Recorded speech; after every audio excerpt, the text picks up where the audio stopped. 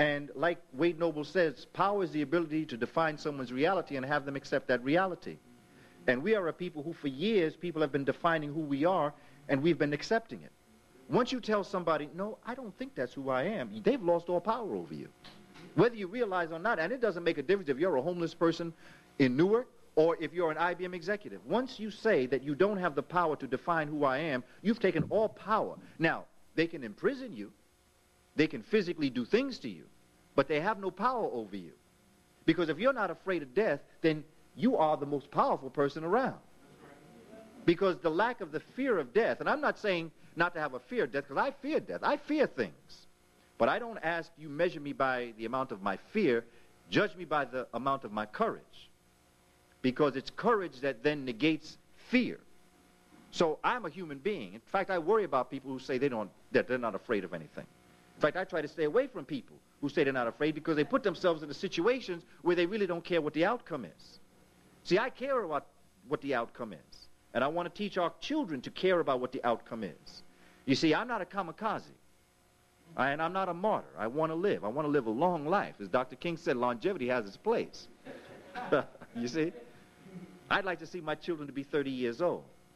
But at the same time, if at that cost it costs me my pride and dignity, you can forget that. You can take this, because I'm going to take at least 6 with me. This is the kind of mentality that we have to face for our future.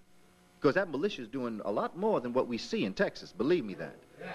And let me tell you something else. I'm for gun control. Control your gun. You see, I'm not going to tell our community to sell our guns back when I know that they are collecting guns by the dozens every day. You got to be out of your mind to tell the young people get rid of your guns. You see, because I'm not buying back nothing. Ain't nothing in Toys R Us worth with gun. You see what I'm saying? I'm for gun control. In fact, the Constitution almost demands that you bear arms. Okay? So we got to be careful what we tell our children. I'm for gun control. Control your gun. The Moors, as we see them developing and as we look at their development across the world, what we have to do is we have to break it up into certain areas. When we look at this and we understand who the peoples were in terms of who the Moors were, what we begin to do is just look at the word Moor. Because they will try to tell you a lot of things about the word Moor. They are now even trying, I mean, I've heard them say actually, and in books, I'm talking about books that we give our children, that the peoples of North Africa were dark complexion Caucasian. No, I'm telling you, I saw it this year. I could give you the company's name. I've seen this. And they got it all up in this, and they got maps on it where they break up the people, and they have peoples up in here that they would even dare say that they were Vandals. And historically speaking, the Vandals and the Visigoths came down in here, but they never were in control of North Africa at the time that they're saying, and they're not in control of North Africa now. But you see, again, if we're not writing the books, then we can't say. You know, it's like that Paul Revere's horse. You know, Paul Revere's horse was having a discussion with the other horses in the stable. And Paul Revere's horse said, you know, if I had written that story, I'd have been the hero because I'm the one that carried him through the town in the first place. So Paul Revere is not, but it's according to who writes the story. You know, the horse was the hero in that story, but Paul Revere got the credit. And the same is true in terms of our history.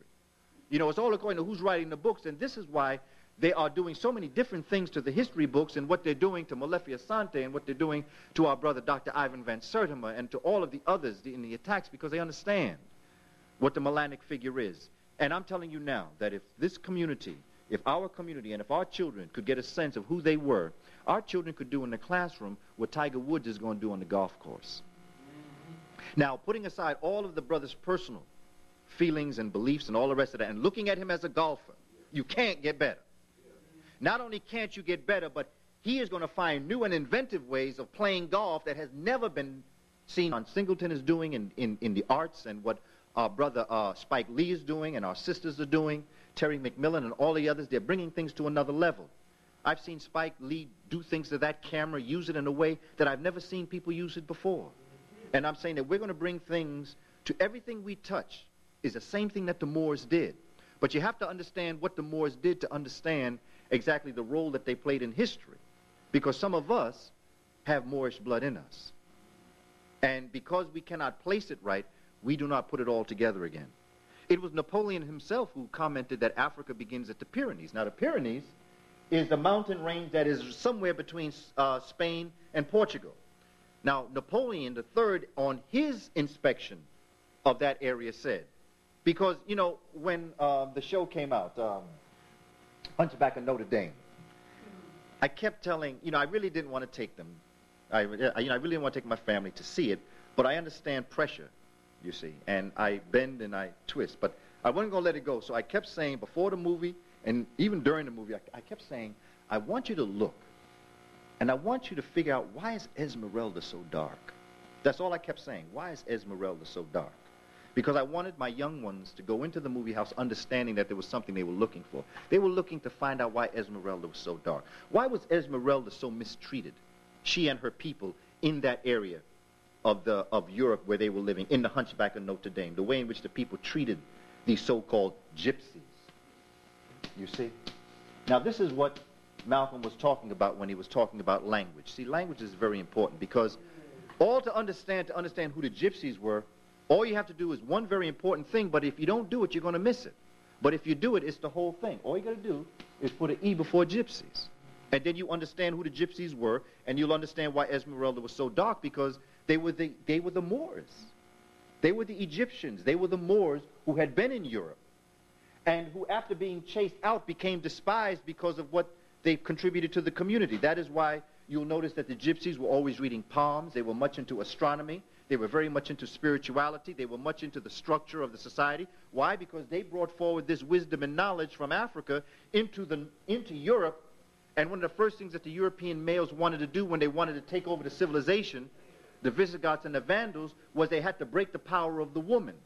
This is why it's important to understand that the concept of burning women at the stake didn't happen in Salem, Massachusetts. In fact, that's why Europeans were kicked out of Europe in the first place, because the people were saying, you know, you can't go around burning your woman just because she had an orgasm.